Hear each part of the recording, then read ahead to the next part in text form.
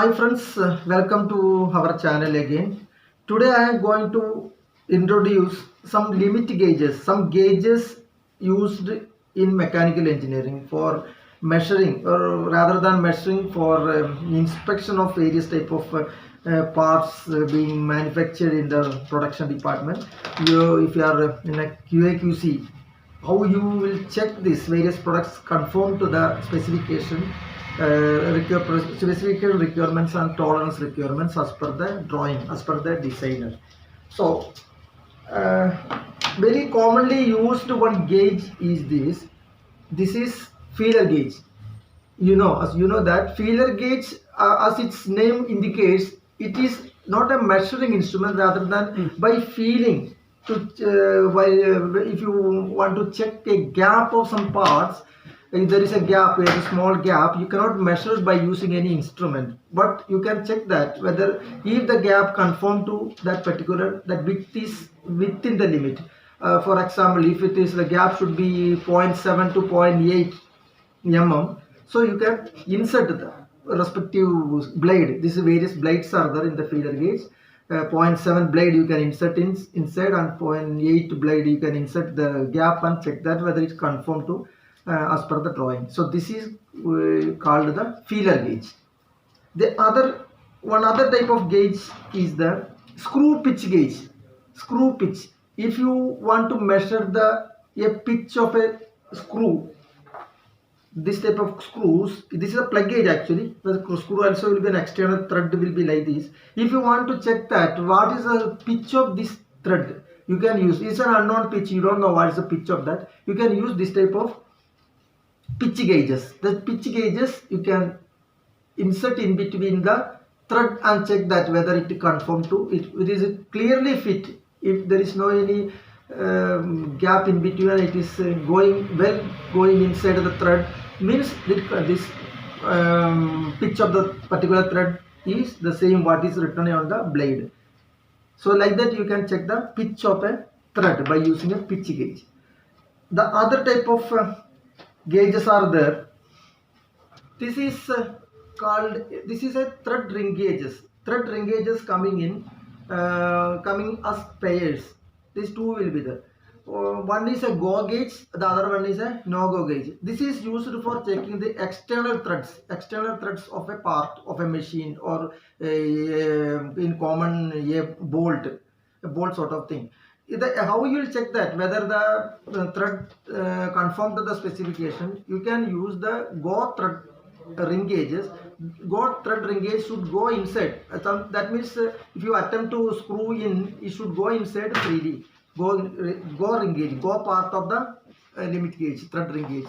And the no go ring gauge should not enter inside. It will only just engage it, but it will not go fully. So that indicates the thread is in between. Dimension of the thread, the thread angle, the pitch, the effective diameter, the major diameter, the minor diameter, everything within the limit.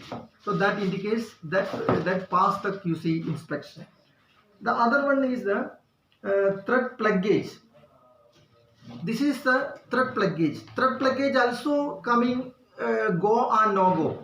One end is the go end, other end is the no go end. So when you insert into a internal thread like a nut, you can take as a nut, or any internal thread in a machine what is bought there.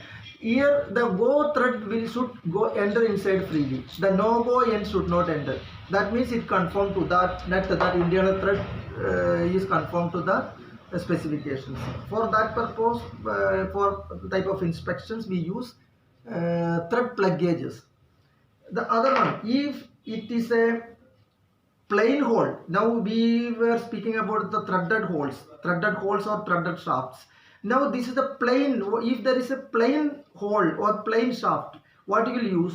For a plain hole, you can use a plain plug gauge. Here also there is a go end and no go end. Go end should go enter inside, no go end should not enter. That means that particular hole, a plain hole, is conformed to this diameter, its cylindricity, everything conformed to the specification. For that purpose, we use plain plug gauges. Other one is this is a just like your feeler gauge and thread gauge, like blades. Various blades are like this. There is a radius gauge. This is called a radius gauge. Radius gauge is used for measuring the radius of, like there is a manufactured part like this, one cylindrical shape. Then what is the radius of that? It is approximately, you can gauge it. It's not that measurement, it's not an absolute measurement you will not get out of this. For that purpose you have to depend upon some type of instrument like vernier caliper, micrometer sort of things. Here just you can gauge like this. What is the radius of the particular part? And this is one end is the external radius, the other end is the internal, external and internal. See, like this two type of shape blades are there in this. For one is for external, another one is the internal radius measurements. Plain, like the plain plug gauge I already shown you. This is the plain ring gauges. This also coming in the pairs, go and no go, and plain ring gauge also go and no go will be there.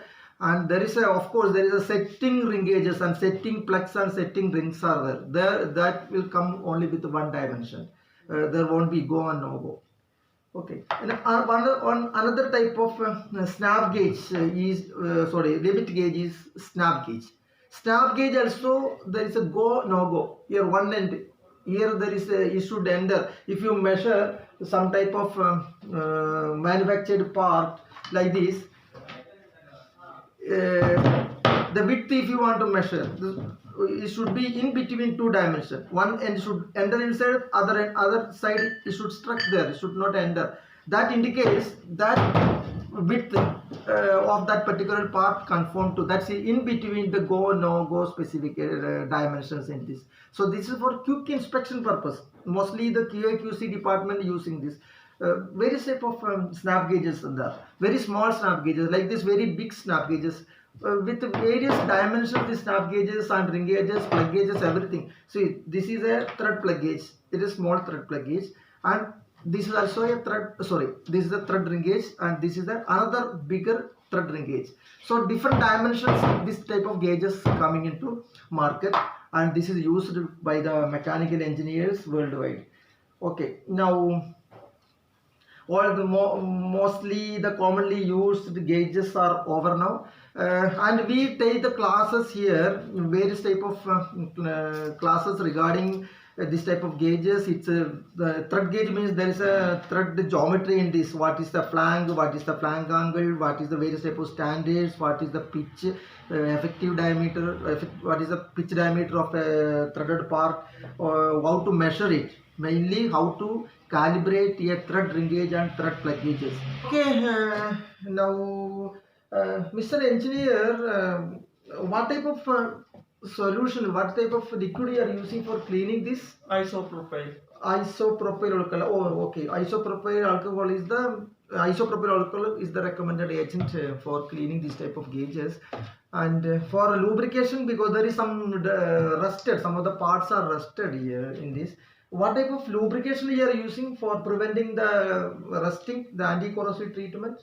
Petroleum jelly are using the... petroleum jelly you are using, all right. You have to apply some petroleum jelly over this, this is a grease, so that it can prevent the surface corrosion in type of gauges.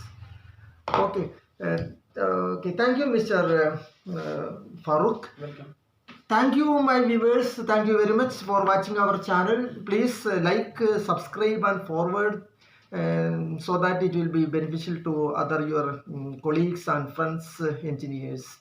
And if you are interested, please contact us for further training. Thank you very much.